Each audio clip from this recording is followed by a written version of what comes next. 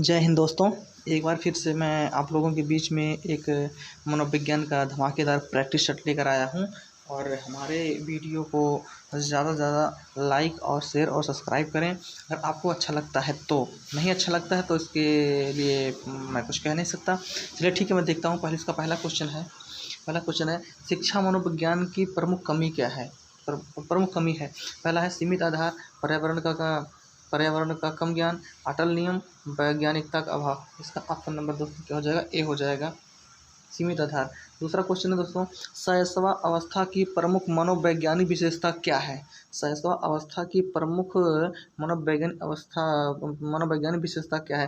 पहला है सामाजिक व्यवहार, दूसरा है मूल प्रवृत्त्यात्मक व्यवहार, अनुकरणात्मक प्रवृत्ति का अभाव, धार्मिक व्यवहार। तो जानते हैं बस दोस्तों कि जिस शैशवावस्था की प्रमुख मनोवैज्ञानिक विशेषताएं होती हैं वो होती है व्यवहार, मूल प्रवृत्त्यात्मक होती है, यानी मूल प्रवृत्ति पर आधारित होती है। तीसरा क्वेश्चन, संवेगात्मक या संवेगावस्था में कौन सी शक्ति समाप्त हो जाती है? विचार करने की शक्ति, व्यवहार करने की शक्ति, ख दोनों, उक्त में से कोई नहीं। संवेगावस्था में जो शक्ति होती है दोस्तों, विचार करने की शक्ति और व्यवहार करने की शक्ति दोनों ही मतलब समाप्त हो जाती है। इसलिए ऑप्शन नंबर क्या हो जाएगा? सी हो जाएगा हमारा। इस प्रकार बढ़ेंगे। क्वेश्चन नंबर 4 क्या है हमारा? किशोरावस्था को जीवन का कठिन काल कहा जाता है क्योंकि इसमें शारीरिक परिवर्तन होते हैं, बालक वीर पूजा करता है, बालक भाव प्रधान हो जाता है, बालक अपने पर नियंत्रण नहीं रख पाता है। इसका आंसर हो जाएगा ए हो जाएगा दोस्तों। इसमें शारीरिक परिवर्तन होते हैं, इसलिए किशोरावस्था को जीवन का कठिन का काल कहा गया है। अगला क्वेश्चन देखिए दोस्तों क्या है। 5वां क्वेश्चन हमारा है, बालक का शब्द भंडार सूचक है। बालक का शब्द भंडार सूचक है। ऑप्शन ए शारीरिक विकास का, मानसिक विकास का, नैतिक विकास का, भाषा विकास का। तो जो बालक का शब्द भंडार सूचक है वो है दोस्तों भाषा विकास का। क्वेश्चन नंबर 6, बालक को आनंद प्राप्त करने वाली सरल कहानियों द्वारा शिक्षा दी जानी चाहिए। बालक को आनंद प्राप्त करने वाली सरल कहानियों द्वारा शिक्षा दी जानी चाहिए। यह कथन किसका है? कार्लसोनिक का, पियाजे का, गेट्स का या डीवी का? तो आंसर हो जाएगा ए दोस्तों, कार्लसोनिक का। 7वां नंबर, जीन पियाजे एवं लेओ-वाइगोत्स्की जैसे संरचनावादी अधिगम को किस रूप में लेते हैं? जीन पियाजे एवं लेओ-वाइगोत्स्की जैसे संरचनावादी अधिगम को किस रूप में देखते हैं? निष्क्रिय आवृत्तीय प्रक्रिया के रूप में, सक्रिय विनियोग से अर्थ निर्माण की प्रक्रिया के रूप में, कौशलों का अर्जन के रूप में या प्रतिक्रियाओं का अनुबंधन के रूप में? तो ऑप्शन नंबर हो जाएगा बी। 8वां, मानव शरीर का प्रारंभ होता है एक कोष से, दो कोषों से, अनेक कोषों से या किसी से नहीं? इसका ऑप्शन हो जाएगा ए। क्वेश्चन नंबर 9 क्या कह रहा है? 9 है, निम्नलिखित में से किस अनुबंधन की प्रक्रिया अनुबंधन स्थापित करने की पुष्टि से अनुबंधन स्थापित करने की दृष्टि से सर्वाधिक प्रभावशाली है? तो ऑप्शन ए समकालिक अनुबंधन, विलंबित अनुबंधन की, चिन्ह अनुबंधन की, पृष्ठभूमि अनुबंधन की। ऑप्शन हो जाएगा बी दोस्तों, विलंबित अनुबंधन की। 10वां, निम्नलिखित में से कौन सा थॉर्नडाइक के अधिगम के प्राथमिक नियमों में शामिल नहीं है? देखिए दोस्तों, ये अभ्यास का नियम, पर्ता का नियम, प्रभाव का नियम होता है। ये ऑप्शन नंबर आपका साहचर्यता हस्तांतरण का नियम शामिल नहीं है। 11वां क्वेश्चन क्या है दोस्तों? डिसलेक्सिया संबंधित है मानसिक विकार से, गणितीय विकार से, पठन विकार से, व्यवहारिक विकार से? जो डिसलेक्सिया होता है दोस्तों, ये पढ़ने से संबंधित होता है, पठन विकार से। सी ऑप्शन हो जाएगा। 12वां कह रहा है क्वेश्चन, 12वां क्या कह रहा है? शिक्षण अधिगम प्रक्रिया में व्यक्तिगत रूप से ध्यान देना महत्वपूर्ण है क्योंकि ऑप्शन ए शिक्षार्थी हमेशा समूहों में ही बेहतर सीखते हैं, शिक्षण प्रशिक्षण कार्यक्रमों में ही ऐसा ही बताया गया है, इससे प्रत्येक विद्यार्थी को अनुशासित करने के लिए शिक्षकों को बेहतर अवसर मिलते हैं। और डी वाला है, बच्चों की विकास दर भिन्न होती है और वे भिन्न भिन्न तरीकों से सीख सकते हैं, इसलिए ऑप्शन नंबर डी क्या हो जाएगा दोस्तों, डी हो जाएगा। 11वीं का डी, 12वीं का डी हो जाएगा।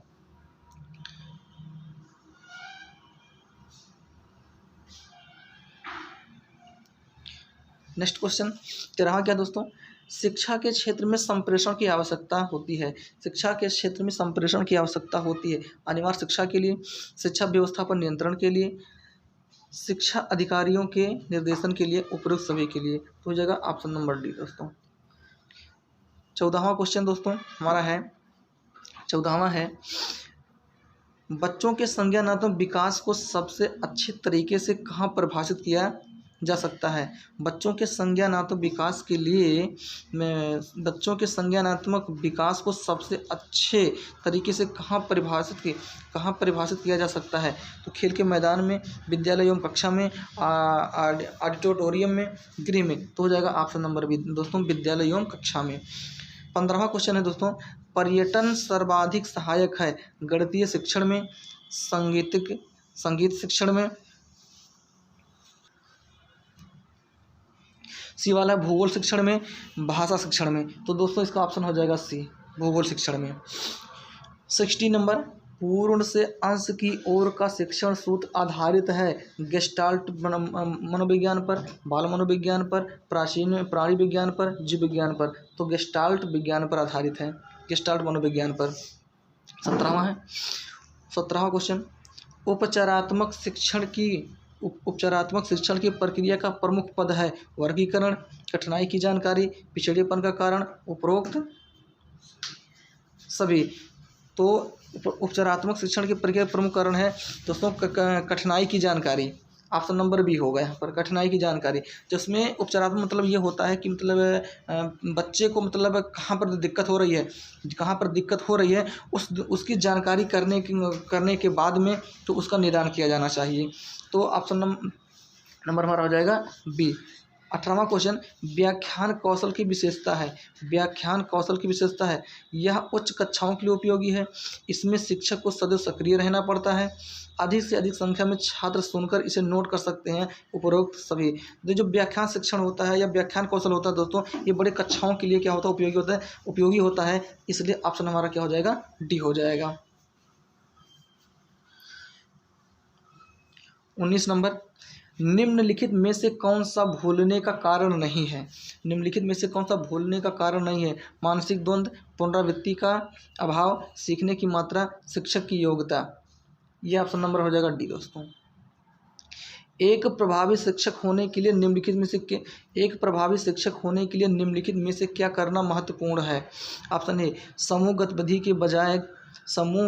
के बजाय व्यक्तिगत अधिगम पर ध्यान केंद्रित करना चाहिए, छात्रों की पूछताछ के कारण उत्पन्न व्यवधान से बचना चाहिए, प्रत्येक बच्चों के साथ संपर्क में होना चाहिए, किताबी जैसे उत्तर देने पर जोर देना चाहिए। तो इसका ऑप्शन हो जाएगा दोस्तों सी हो जाएगा।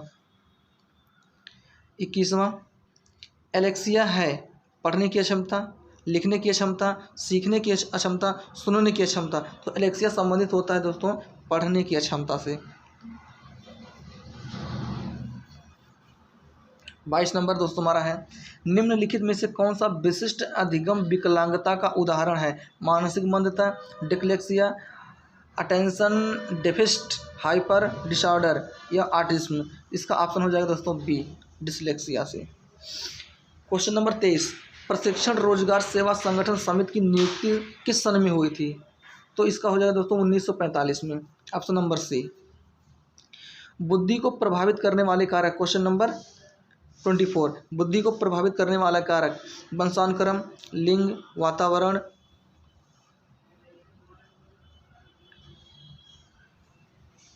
और उपर्युक्त सभी। बुद्धि को प्रभावित करने वाले कारक, इसमें दोस्तों जो होता है, जो बुद्धि को प्रभावित करने वाला कारक होता है, अक्सर यहाँ पर वातावरण होता है, लेकिन वंशानुक्रम भी होता है, लेकिन यहाँ पर इसके अकॉर्डिंग ऑप्शन नंबर हमारा डी होगा।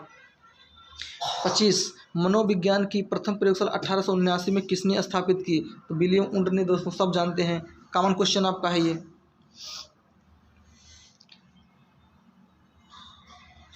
26 संज्ञानात्मक विकास के सामाजिक सांस्कृतिक सिद्धांत का प्रतिपादन निम्न में से किसने किया। संज्ञानात्मक विकास के सामाजिक सांस्कृतिक सिद्धांत का प्रतिपादन निम्न में से किसने किया। वाइगोत्स्की ने, एलकाइंड ने, स्टॉट ने, एंडरसन ने, वाइगोत्स्की ने। दोस्तों 26 का ए, मनोमित किस विज्ञान की शाखा है। मनोविज्ञान की, शिक्षा मनोविज्ञान की, बाल मनोविज्ञान की, पर्यावरण विज्ञान की। ऑप्शन नंबर ए मनोविज्ञान की शाखा है। दोस्तों वैयक्तिक भिन्नता जानने का शिक्षा में महत्व है। यात्रा करने में, पाठ्यक्रम निर्धारण में, पुस्तक खरीदने में, दंड देने में। तो इसका ऑप्शन हो जाएगा बी, पाठ्यक्रम निर्धारण में। 29वां क्वेश्चन, स्याही के धब्बों वाला परीक्षण के जनक कौन है। मुर्रे, मैकडूगल या अल्पोर्ट या रोसा। दोस्तों ऑप्शन बी रोसा है। स्याही धब्बा का परीक्षण रोसा का स्याही धब्बा परीक्षण कहा जाता है। हमारा है अगला क्वेश्चन दोस्तों है लास्ट क्वेश्चन है, रुचि का संबंध किससे माना जाता है। योग्यता से या अवधान से या दोनों से या दोनों में से कोई नहीं। तो इसका ऑप्शन हो जाएगा दोस्तों बी हो जाएगा, अवधान से माना जाता है। दोस्तों इस प्रकार से हमारा आज का ये प्रैक्टिस सेट समाप्त हुआ। तो अगर हमारा वीडियो अगर आपको अच्छा लगता है तो उसको ज़्यादा से ज़्यादा लाइक करिए, शेयर करिए, सब्सक्राइब करिए। तब तक के लिए जय हिंद, जय भारत। अगले प्रैक्टिस सेट के लिए।